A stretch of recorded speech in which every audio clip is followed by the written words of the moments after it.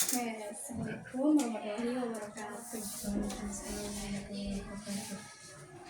Mungkin terima kasih kepada Maga ya yang sudah berkenan hadir dalam sesi kali ini. Hari ini kita mau konseling sesi pertama ya. Sebelum konseling, saya mau bertanya dulu, apa kabar hari ini, Maga? Alhamdulillah baik. Alhamdulillah baik ya. Oke. Dari intake info kemarin itu kan ada hal yang bikin kamu mengganjal ya mengenai peristiwa perceraian kemarin itu, kayak kamu jadi lebih menyendiri lagi, kalau untuk berbicara juga nggak terlalu terbuka sama orang lain gitu, tapi masih mencurahkan itu ke hal lain kayak buku dan lain-lain kayak gitu. Nah, kalau sekarang apakah masih kayak gitu atau gimana? Ya, Masih kayak sama. gitu. Oke. Terus sebelum mulai nih, sebelumnya apakah pernah konseling? Belum pernah, berarti ini pertama kali. Ya. Oke. Ada yang ditanyakan dulu nggak mengenai konseling ini? Kalau kerahasiaannya 100% aku. Oke, aku jawab ya. Mungkin yang pertama itu menjelaskan dulu konseling itu kayak gimana. Yang pertama adalah konseling itu kamu ngobrol atau berbicara, cerita pengalaman mengenai apa yang kamu rasain, apa yang kamu pikirin gitu, apa yang bikin kamu selama ini kurang semangat, misalnya overthinking dan lain-lain, itu bisa diobrolin di sini. Nah, untuk kerahasiaannya itu cuman kita berdua yang tahu. Jadi di konseling ini ada asas yang namanya kerahasiaan. Untuk kerahasiaan ini cuma kita berdua yang tahu. Jadi kalau misalnya ada untuk, kan ini untuk penelitian ya. Nah, untuk penelitian ini nanti aku menyamarkan nama kamu, untuk identitas tuh nggak akan terbuka pokoknya gitu. Jadi untuk nama pasti diinisialkan, contohnya kayak gitu. Terus untuk masalah yang kamu ceritain juga nggak akan aku sebar. Kalaupun mau dikasih tahu untuk kayak wali kelas Maga itu sebenarnya kayak gimana nilainya, nah itu aku harus minta persetujuan dulu dari kamu. Jadi kamu mengetahui bahwa siapa saja sih yang berhak mengetahui keadaan kamu yang sebenarnya, misalnya gitu. Nah itu jadi sangat 100% dirahasiakan gitu. Kenapa? Karena menjaga privasi juga, menjaga kepercayaan juga. Ada lagi yang mau ditanyain? Terus tujuan dari konseling ini juga kamu bisa lebih baik lagi ke depannya gitu, mengenai apa yang sedang kamu hadapi sekarang gitu. Terus kalau misalnya ada masalah-masalah yang ada dalam diri kamu yang belum kamu selesaikan sendiri gitu, nah itu boleh diselesaikan, nanti kita cari solusinya bareng-bareng. Nah, mengenai asas atau kerahasiaan tadi, itu bukan cuma kerahasiaan ya, ada juga keterbukaan, dimana kamu nanti boleh menceritakan apapun yang kamu rasa, apapun yang kamu pikirin gitu, sehingga biar bisa aku kasih jalannya tuh yang bener gitu. Takutnya kalau misalnya marah atau gimana kan agak susah dan bingung gitu. Nah itu boleh jadi kamu santai aja gitu, terbuka aja sama aku. Terus yang ketiga itu ada asas sukarelaan, dimana kamu tidak diancam untuk mengikuti sesi konseling ini, tidak dipaksa juga. Jadi kemauan kamu sendiri, kemauan kamu untuk bercerita, kemauan kamu untuk lebih terbuka lagi sama orang itu. Ada yang ingin ditanyain lagi sampai situ? Oke, cukup. Sebelum itu aku mau nanya, sebelum aku mau nanya nih, aku mau izin dulu rekam untuk dokumentasi juga buat transkrip ya. Terus aku juga izin menulis nanti kalau misalnya ada beberapa hal yang poin-poin yang penting untuk ditulis gitu. Apakah diperbolehkan? Boleh. Sekarang apakah sudah siap untuk konseling? Oke. Tadi kan aku bertanya ya, kabar kamu lagi baik hari ini. Kalau misalnya diskalakan nih dari 0 sampai 10, di mana 0 ini kamu sedang tidak baik-baik saja dan 10 ini kamu benar-benar baik-baik saja, kamu ada di mana? 8. 8. Kenapa 8? Masih lemes aja bangun nggak bisa. Oh, itu masih lemes ya, baru bangun dari sakit.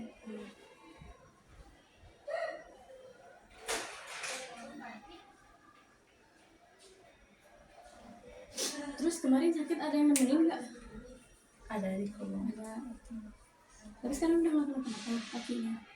Belum sempet dibenerin soalnya tukang pijitnya kedatangan. Oh, masih sakit sekarang. Iya. Oh, gimana tuh? Tapi masih bisa kan, masih siap. Kuat. Nanti jangan lupa jangan lupa dipijit, takutnya ini Iya. kalau lama-lama. Untuk sekarang apakah ada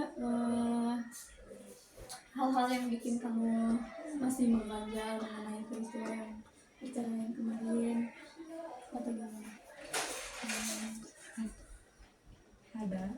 Boleh diceritain nggak? Ya. Kalau lagi menyendiri gitu, Kenapa? tahu kayak suka ingat dulu sama mama. Soalnya kak udah lama gak ketemu dari terakhir tuh kelas berapa ya? Udah lama banget pokoknya. Diskom juga, sempat diblokir juga Di media sosial. ya tapi aku sendiri yang belum. Soalnya gak tahu kalau lihat wajahnya dengan suaranya teh suka pengen marah-marah gitu. Apakah kamu ada rasa kebencian ke ibu kamu tuh? Boleh dijelasin nggak rasanya sebenarnya ke orang tua atau ke kamu tuh kayak gimana? Iya. Ya udah kayak gak adil aja gitu. Nggak ada aja. Iya. Kenapa harus kayak gini? Terus apa sih yang bikin kamu lebih benci ibu berarti daripada ayah? Iya. Sampai sekarang nggak ada hubungan. Baru perkenalan kemarin bulan kemarin. Oh, di Jawa. Enggak di WA doang soalnya kan sekarang enggak ada di sini. Oh, terus boleh diceritain nggak waktu perkenalan kamu ngapain aja tuh?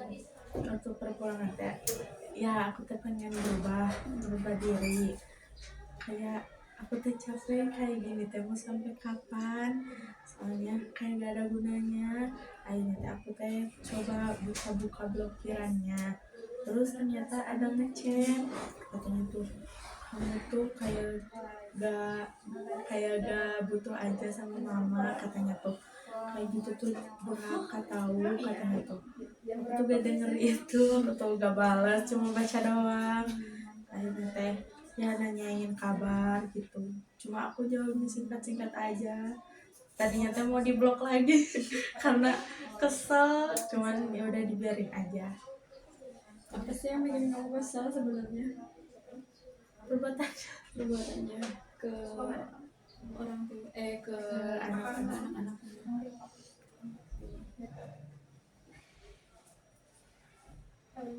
Sekarang dia masih kesal. Iya. Berarti udah lama banget ya nggak ketemu mama. Udah 3 tahun. Tapi kamu kangen ya? Kangen, cuma gak mau kalau ketemu. Aneh lah. Itu yang apa ya, kurang masuk di akal gitu. Kamu kangen tapi kamu nggak mau ketemu dia. Terakhir ngobrol sama mama kapan? Gak pernah itu. Nggak pernah. Berarti nah, hal yang kayak gitu apa sih yang kamu pikirin ketika kamu dihadapin dengan orang tua kamu seperti itu? Apa yang kamu pikirin? Sedih. Perasaannya ya, sedih. Terus kalau misalnya sedih, ada lagi selain sedih? Sedih, kesel, kasihan. Nggak ada yang mau ya kayak gitu. Terus ketika kamu sedih, ketika kamu kesel sama orang tua kamu, tapi perilakunya memblok gitu ya. Dan sekarang apakah memblokir itu salah satu hal yang bisa bikin kamu nggak sedih lagi? Enggak. Terus menurut kamu apa tuh yang bisa bikin atau memperbaiki hubungan kamu dengan ibu?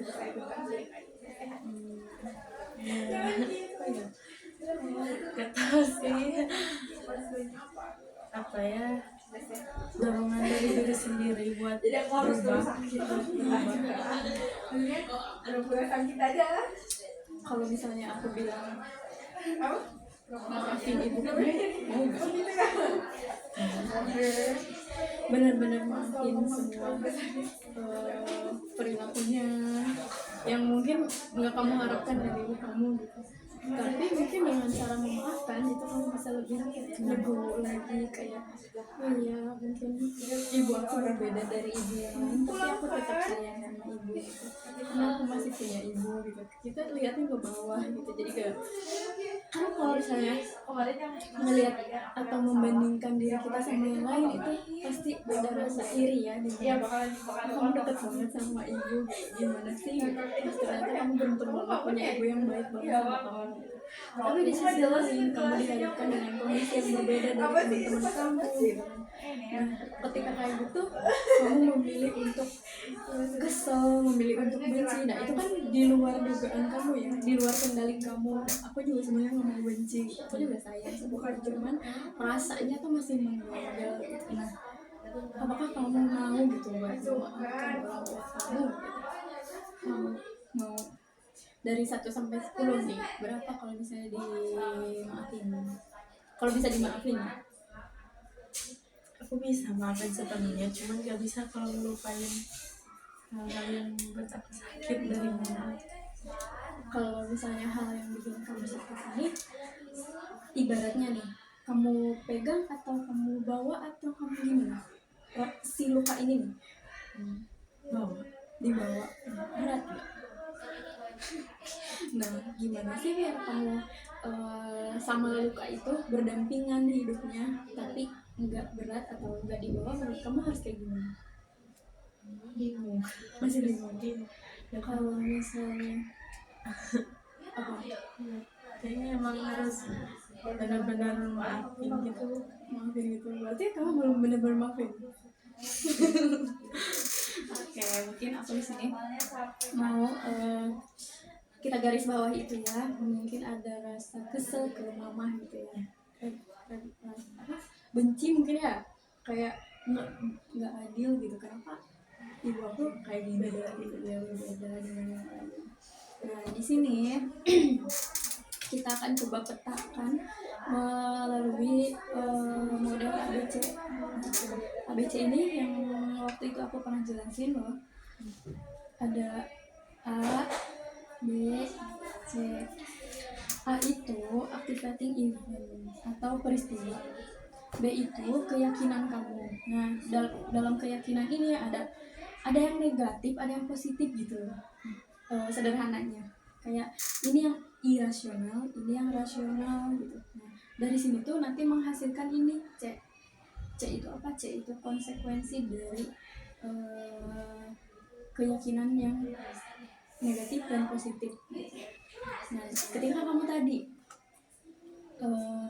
ditinggalkan sama ibu misalnya, perasaan kamu atau keyakinan kamu mengenai ibu atau pandangan kamu mengenai ibu itu jadi apa? Jadi kesel, jadi nggak adil. Itu termasuknya ke negatif.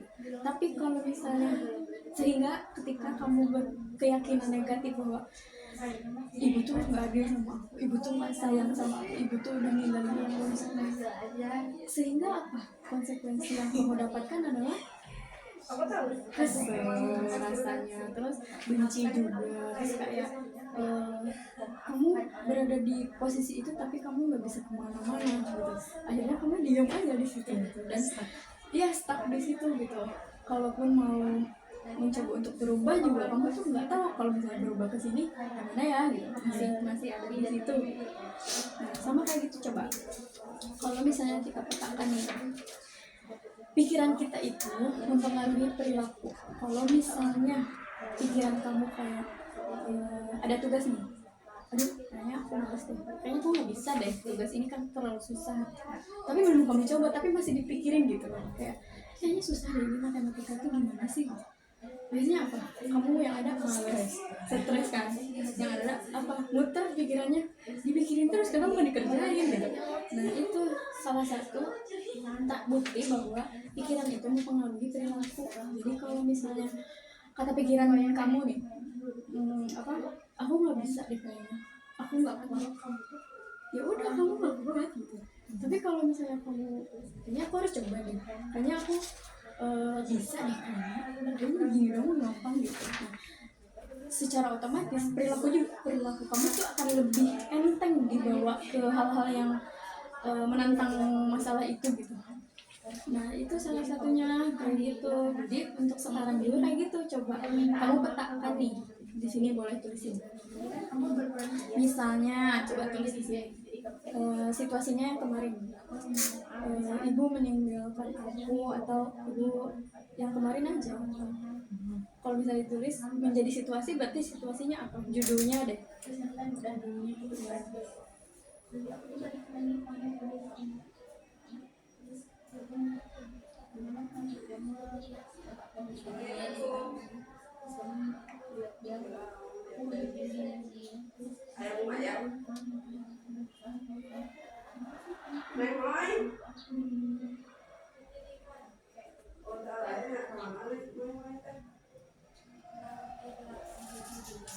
Ibu yang meninggalkan perannya.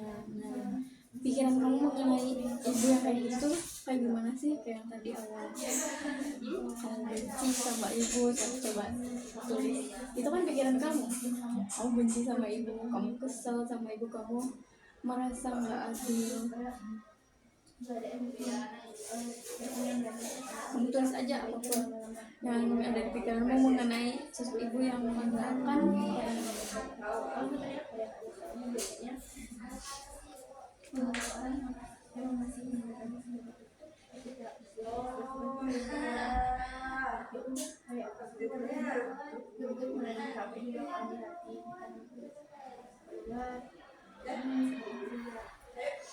Oke.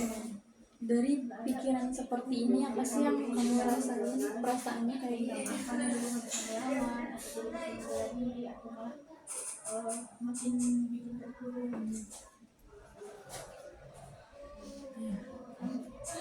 Tapi itu masih jangan sampai Ada lagi? Enggak. Sehingga perilaku kamu ketika kamu merasa capek, ketika kamu merasa sedih dengan pikiran seperti itu, perilaku kamu sama ibu sekarang kayak gimana? Perilaku aku ke ibu Ya. sempat hilang.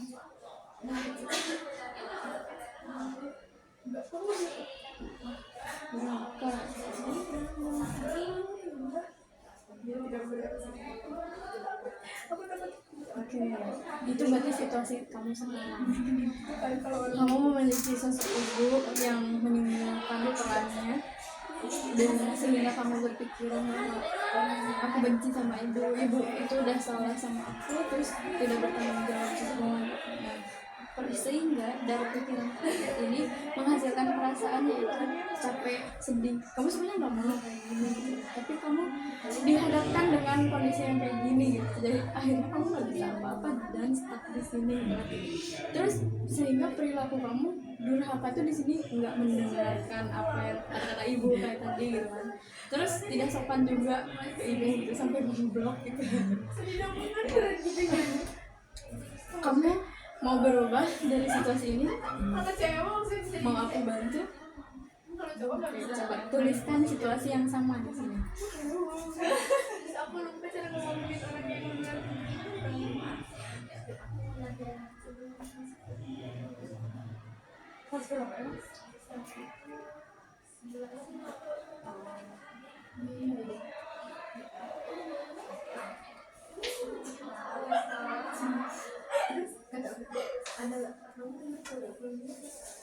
Untuk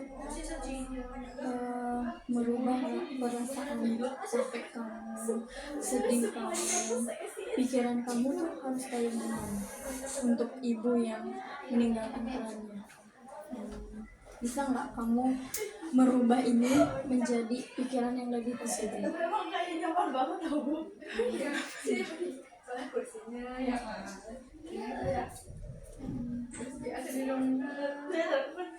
Aku tuh ngerasa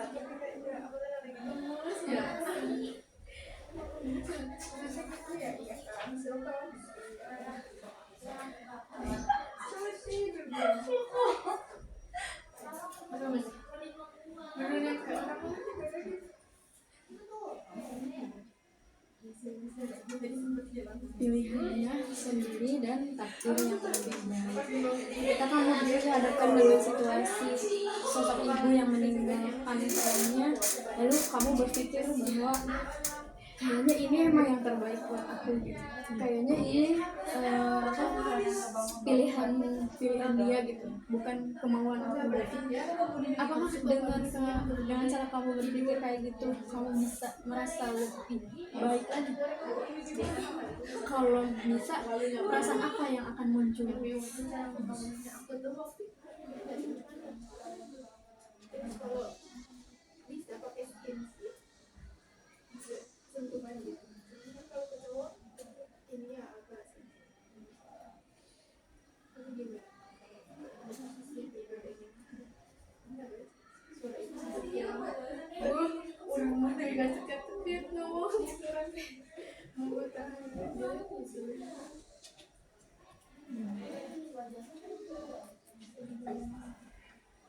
Tenang dan berdamai dengan segala hal, sehingga kamu bagaimana perilakunya kalau misalnya kamu yang tenang, kamu berdamai dengan segala hal, apa sih yang akan terjadi sama perilaku kamu?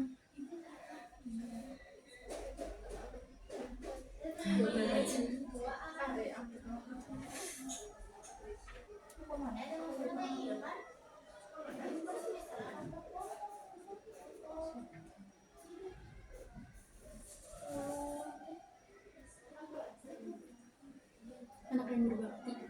Oke, itu berarti. Nah, apakah kamu bisa atau kamu udah baik ya, maksudnya udah bisa melihat mana pikiran kamu yang negatif dan positif, atau irasional dan rasional. Irasional ini kayak nggak masuk akal. Nggak masuk akal tuh karena benci, salah, itu ada di pikiran kamu. Semuanya tuh ada di pikiran kamu. Aku nggak terima nih ibu kayak gitu. Padahal mungkin ibu kamu punya alasan lain gitu, biar bikin kamu happy lagi gitu. Atau misalnya aku tuh nggak bisa sama ayah kamu, misalnya aku jadi ibu kamu nih, Dek, aku tuh nggak bisa sama papa karena papa tuh kayak gini. Nggak apa-apa ya kalau misalnya mama pergi dulu gitu. Nanti kalau misalnya ada apa-apa hubungin mama aja, kalau misalnya butuh apa-apa hubungin mama aja. Nah, omongan kayak gitu kayaknya lebih diterima sama anak yang akan ditinggalkan gitu. Maksudnya kayak lebih sopan gitu dibandingkan dengan tiba-tiba menghilang, tiba-tiba kita harus membujuk orang tua kita gitu tanpa kita tahu alasan yang sebenarnya tuh kenapa gitu. Nah, ketika sekarang sehingga pikiran ini, dan kamu sedang ada di sini sekarang, agar kamu di sini itu yang harus dirubah kan ini ya. Berarti yang harus dirubah pikiran atau mindset kamu terhadap situasi. Jadi nanti kalau misalnya atau keseharian kamu nih ada situasi yang mendesak, atau misalnya yang di luar kendali kamu, ada situasi yang mendesak kayak gitu, kamu harus berpikir dari sudut pandang yang berbeda. Kayak dari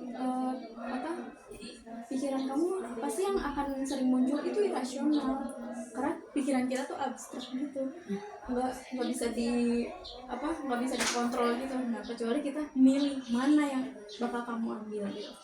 Kayak di sini aja tergeletak ada pulpen, ada kertas, kamu tuh mau bawa apa gitu, sehingga kertas dan pulpen ini bisa berfungsi. Nah, kayak gitu pikiran juga.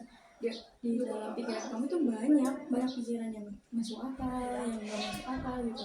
Tinggal kamu caranya untuk memilih mana yang harus kamu ambil biar kamu lebih tenang perasaannya, biar perilakunya juga jadi lebih baik, tidak merugikan orang lain gitu.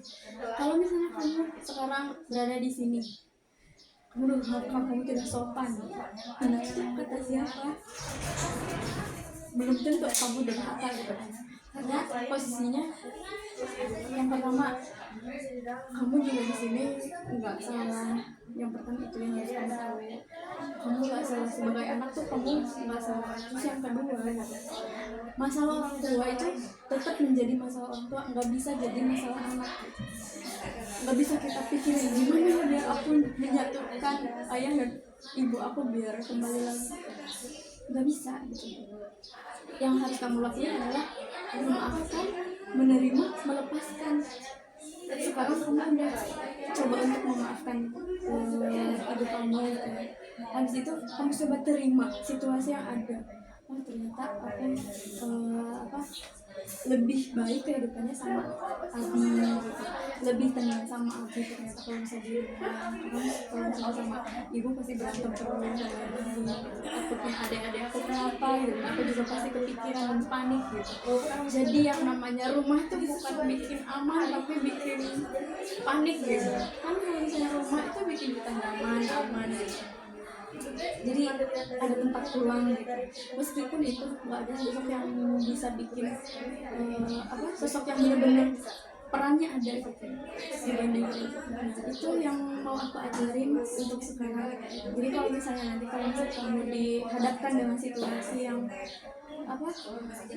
kurang enak gitu ya, mau di pesantren situasinya gitu kan, mau di sekolah gitu, misalnya ada temen yang nggak ngajak kamu main misalnya, pikiran kamu kan pasti kayak kenapa sih dia kok mau main lagi sama aku, kenapa nggak diajak gitu. Nah itu kan pikiran yang ada di dalam pikiran kamu, nggak di luar, nggak kata orang kamu nggak diajak ya sama aku main, kamu udah nggak seru lagi kan kayak gitu.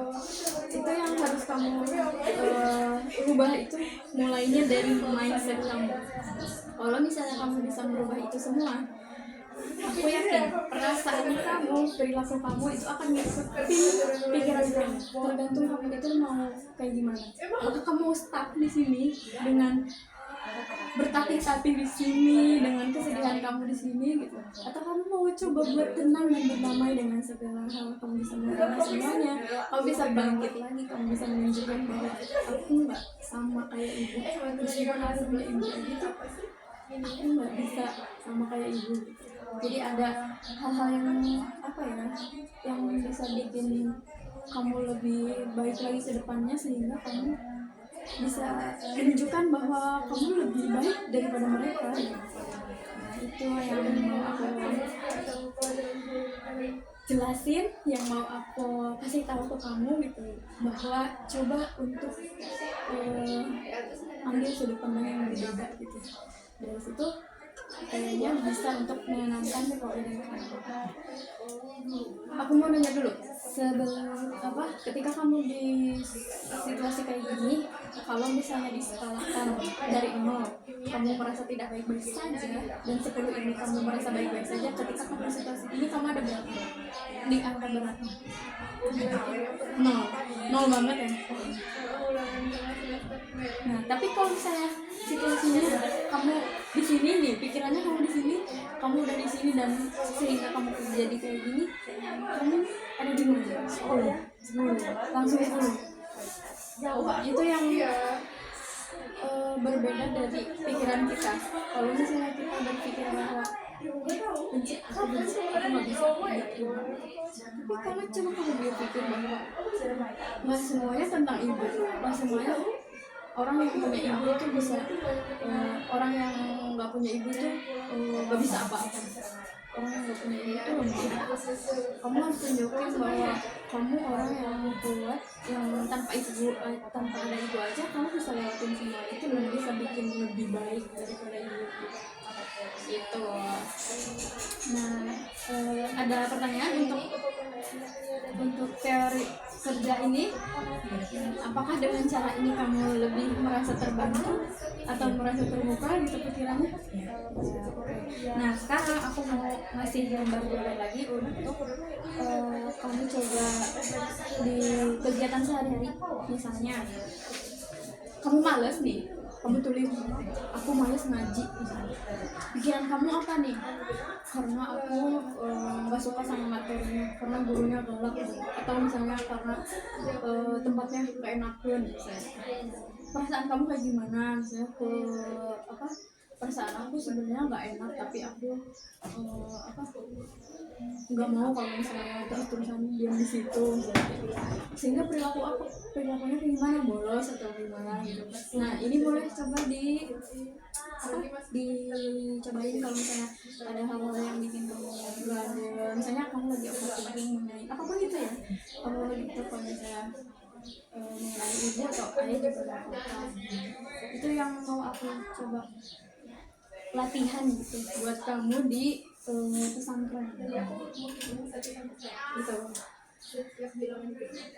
Coba sekarang apa sih yang kamu dapatkan dalam sesi pertama ini? Boleh diceritakan? Lebih terbukanya kayak gimana? lebih yakin buat bisa ngemaafin. Bisa memaafin. Berarti perubahan yang pertama itu kamu menuju perubahan itu yang pertama, hal yang pertama yang dilakuin adalah memaafkan secara tulus gitu. Nggak ada yang menganja lagi.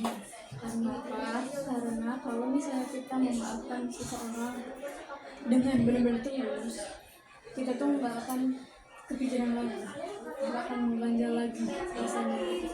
Tapi kalau misalnya ya deh aku maafin deh gitu, tapi kamu masih mengganjal karena ada hal-hal yang belum kamu sampaikan ke dia, karena kamu pengen tahu bahwa aku tuh sakit sama kamu gitu, tapi kamu nggak mau ngasih tahu itu, jadinya kayak ya deh aku maafin deh.